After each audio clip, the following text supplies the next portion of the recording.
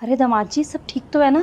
ऐसे अर्जेंटली बुला लिया हमें। कुछ ठीक नहीं है। मुझे दहेज में 25 लाख रुपए चाहिए। 25 लाख दहेज? हाँ। देखिए, हम दहेज के बिना शादी नहीं करेंगे। अरे समधन जी, जब सगाई हुई थी तो ऐसी कोई बात नहीं हुई थी, और अब अचानक से दहेज क्यों? बस हमारी मर्जी। तब हमारा दहेज लेने का मन नहीं था, लेकिन अब है। आप दहेज देंगे या ये शादी कैंसिल करूं मैं? देखिए, आप ऐसा नहीं कर सकते। आपको ये बताना चाहिए था। अचानक से अब ये सब कुछ। भैया 1 मिनट। आनंद, मुझे तुमसे कुछ बात करनी है, प्लीज चलो। चलो।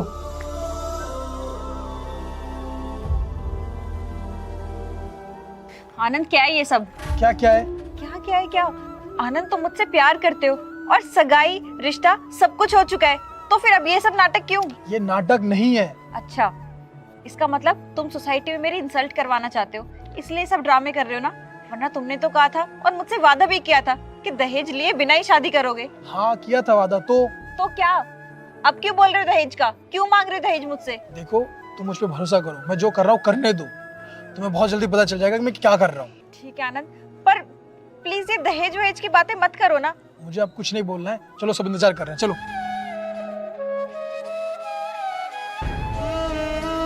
बेटा, सब ठीक है ना? दामाद जी मान गए ना? नहीं मम्मी, मुझे इनसे शादी नहीं करनी, क्योंकि मैं दहेज नहीं देना चाहती। नहीं नहीं बेटा, ऐसा नहीं बोलते।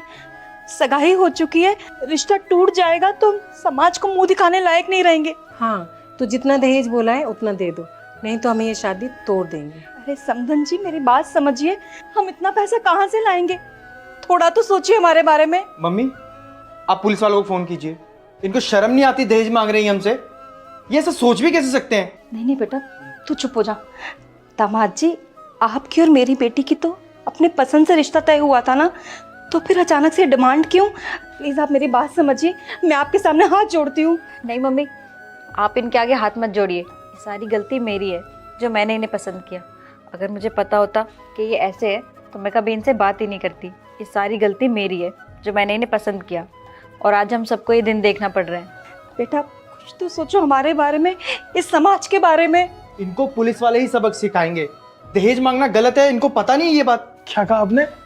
दहेज मांगना गलत होता है? तो आप दोनों ने भी तो यही किया था। याद नहीं आपको?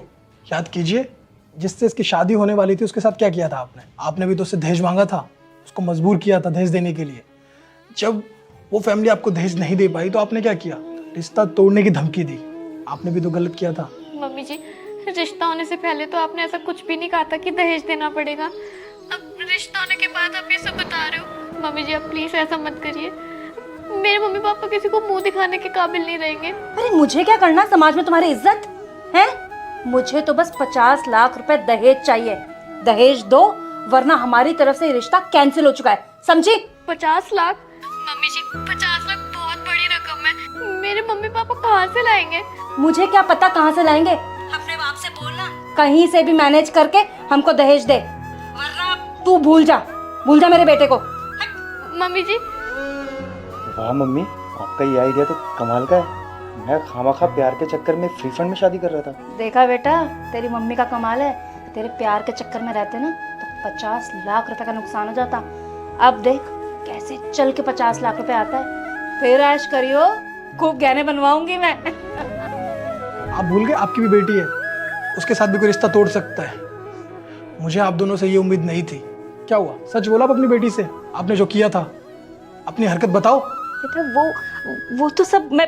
नहीं, एक्चुअली हुआ क्या था। क्या वो आप दोनों की बोलती बंद क्यों हो गई? अब एक शब्द भी नहीं निकल रहा। लेकिन उस बेचारी लड़की के साथ आपने क्या किया, कितना बुरा किया। वो सुसाइड करने वाली थी। अब आप सोच रहे होंगे कि मुझे कैसे पता चला। वो मेरी सिस्टर की फ्रेंड है। मेरी सिस्टर ने सब कुछ बताया कि जिससे मेरी शादी होने वाली है उसकी फैमिली ने ये सब किया। मुझे पहले तो भरोसा नहीं हुआ कि आप ऐसा करेंगे। बस आपको सबक सिखाने के लिए मैंने और मेरी मम्मी ने ये सब किया, ताकि आपको आपकी गलती का एहसास हो और आप ऐसी हरकत ना करें। आपको ये एहसास दिला सके कि आपसे कोई दहेज मांगेगा तो आपको कैसा लगेगा। जब आपसे कोई सौदा करता है तो कैसा लगता है। छी मम्मी, मैंने कभी नहीं सोचा था कि आप और भैया इतना गिर जाओगे कि मुझे शर्म आ रही है बोलने में भी कि आप मेरी माँ है।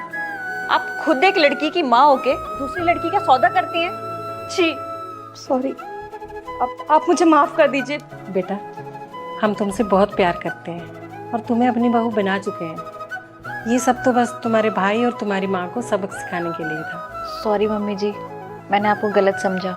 सॉरी आनंद, मैंने आप पे विश्वास नहीं किया। नैन्सी, मैं तुमसे ही शादी करूंगा, वो भी बिना दहेज के।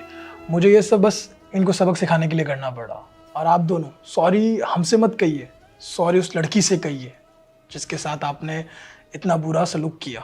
आपको ऐसा नहीं करना चाहिए था। और समाज में दहेज लेने से इज्जत नहीं बढ़ती है, दहेज के खिलाफ आवाज़ उठाने से इज्जत बढ़ती है। बस आप दोनों से ये कहना चाहता हूँ कि बहू बेटी लक्ष्मी का रूप होती है, घर की इज्जत होती है। तो प्लीज़ उन्हें पैसों से मत तोलिए।